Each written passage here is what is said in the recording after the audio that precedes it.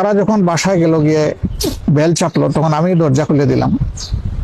সালাম করে দেখার পরে বললাম যে বিনা দাওয়াতে বিপুল সংখ্যক মেহমান চলে আসছে। আমি বললাম যে এত মেহমান তো ধারণ করার ক্ষমতা এই বাসার নেই, আপনারা কয়েকজন ভিতরে বসেন আর বাকিরা মেহরবানি করে রাস্তায় চলে যান, বিল্ডিং এর ভিতরে থাকবেন না। আলহামদুলিল্লাহ তারা আমার অনুরোধ রক্ষা করেছিল এবং বাসার ভিতরে কয়েকজন এসে সিনিয়র যারা, বাকিরা রাস্তায় চলে গেছিল। আমি তাদেরকে জিজ্ঞেস করলাম যে আমি তো প্রস্তুত, আমার ব্যাগও প্রস্তুত আছে, এখন দুটো হতে পারে, একটা হলো যে এখনই আমি রওনা, আরেকটা হলো 10 মিনিট সময় আমাকে দিবেন একটু। বললো আপনি নামাজ পড়বেন? বলে হ্যাঁ, আমি 2 রাকাত নামাজ পড়ব। বললো ঠিক আছে, আপনি শান্তিতে নামাজ পড়েন, আমরা আছি। তো নামাজ পড়ে আসার পরে বললো যে আপনি প্রস্তুত হলেন কিভাবে? আমি বললাম না, আজকে না, আমরা তো 365 দিনই প্রস্তুত থাকি, অসুবিধা নেই। আল্লাহর শুকরিয়া, এখান থেকেই তাদের সাথে আমাদের কথাবার্তা শুরু হয় এবং বের হয়ে আসা পর্যন্ত তো তাদের মধ্যেই আমাদেরকে থাকতে হয়েছে। হয় পুলিশ প্রশাসন, না হয় জেল প্রশাসন, না হয় আদালত, কোনো একটা জায়গায় তো থাকতে হয়েছে। তারা একটু বিস্মিত হয়েছিল এই কথা শুনে যে আমরা 365 দিন রেডি থাকি। তো বললো যে কেন আপনারা 365 দিন রেডি থাকেন?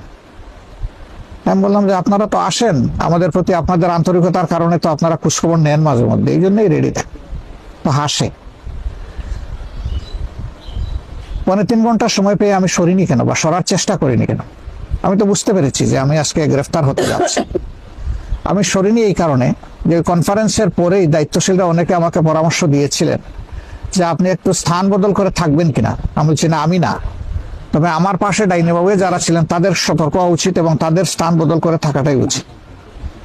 তারা আমাকে বলেছিলেন যে আপনি না, অথচ আমাদেরকে বলতেছেন।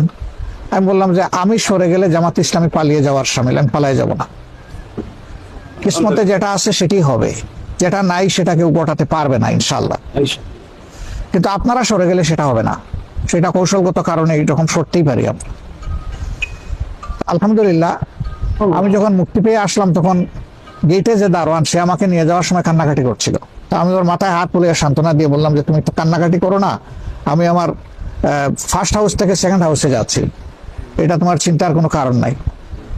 ফিরে আসার পরে বলে স্যার আমি কত বড় অপরাধ করলাম, আমি তো টের পাইছি, ওরা তো 9:30 থেকে এইভাবে এখানে যাওয়া আসা করছে, আমরা সন্দেহ করছিলাম এবং আমরা আপনার ব্যাপারেই সন্দেহ করছিলাম যে হয়তো আপনাকেই নিয়ে যাবে আজকে। কেন আমি যে আপনাকে একটু সতর্ক করলাম না? আমি বললাম যে তুমি সতর্ক করলেও তো বাবা আমি সরতাম না। পরে আর কোনো ব্যাখ্যা দেই নাই যে কেন সরতাম না। তো আলহামদুলিল্লাহ,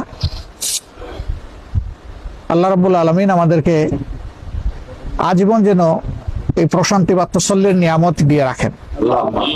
আমরা উদ্বিগ্ন হয়ে কিছু বাড়াইতেও পারবো না, কিছু কমাইতেও পারবো না, বরঞ্চ নিজের উপরে একটু জুলুম করবো, এর বেশি কিছু হবে না।